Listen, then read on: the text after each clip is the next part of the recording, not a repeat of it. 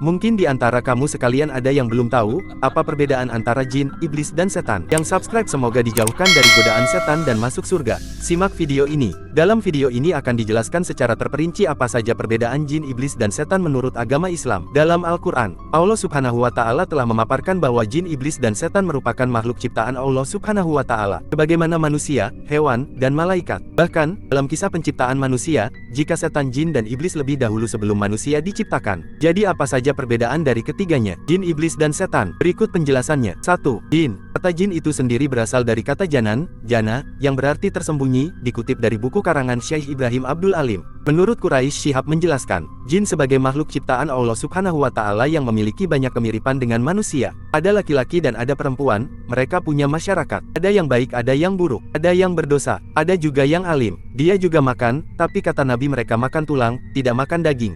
2. Iblis. Iblis masih termasuk dari golongannya jin, namun jin yang ingkar kepada Allah Subhanahu wa Ta'ala disebut iblis. Secara bahasa, kata iblis berasal dari akar kata ablasa yang berarti terputus. Maksud dari terputus di sini adalah iblis memutus rahmat Allah Subhanahu wa Ta'ala dengan berlaku sombong ketika tidak mau bersujud kepada Adam meskipun itu perintah Tuhan. Dalam surah Al-A'raf ayat 11, dan sungguh, kami telah menciptakan kamu, kemudian membentuk tubuhmu, kemudian kami berfirman kepada para malaikat, bersujudlah kamu kepada Adam, maka mereka pun sujud kecuali iblis. Ia, iblis tidak termasuk mereka yang sujud.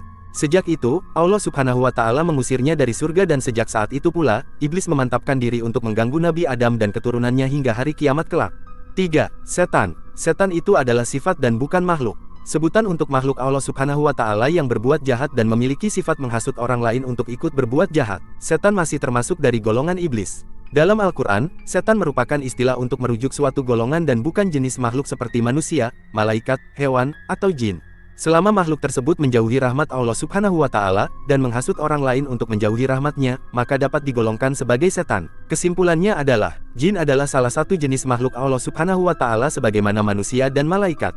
Iblis adalah salah satu jin yang ingkar, yang menolak bersujud kepada Nabi Adam karena keangkuhannya. Sementara setan adalah golongan makhluk Allah Subhanahu wa Ta'ala yang menghasut orang lain untuk menjauhi rahmatnya. Setan dapat berupa golongan jin maupun manusia. Demikian, wallahu a'lam. Terima kasih sudah menonton.